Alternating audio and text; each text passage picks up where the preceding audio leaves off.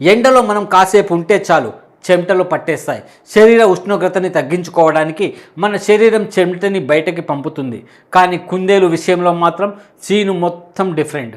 ఎందుకంటే కుందేలు మనుషుల్లా శరీరం మొత్తం చెమట పట్టించుకోలేవు. మరి ఎండలో వాటి శరీరం వేడెక్కిపోదా? కుందేళ్లకు వేడిని నియంత్రించుకోవడానికి వాటి పెద్ద చెవులే ముఖ్యమైన సాధనం.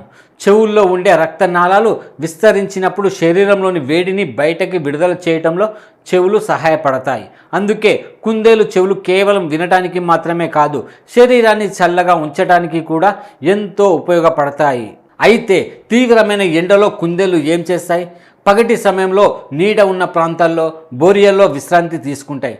చల్లగా ఉండే ప్రదేశాల్లో దాక్కొని శరీర ఉష్ణోగ్రతని నియంత్రించుకుంటాయి. అవకాశం ఉన్నప్పుడు నీటిని తాగుతూ రాత్రి లేదా చల్లటి సమయంలో ఎక్కువగా కదులుతాయి. కానీ తీవ్రమైన వేడి నీటి కొరత ఉంటే మాత్రం కుందేలకు హీట్ స్ట్రోక్ ప్రమాదం కూడా ఉంటుంది.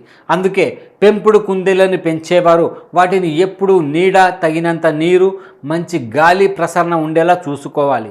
అంటే మనకి చెమట ఒక కూలింగ్ సిస్టమ్ అయితే కుందేలకు మాత్రం దాని పెద్ద చెవులే ప్రకృతి ఇచ్చిన కూలింగ్ ఫ్యాన్ అన్నమాట.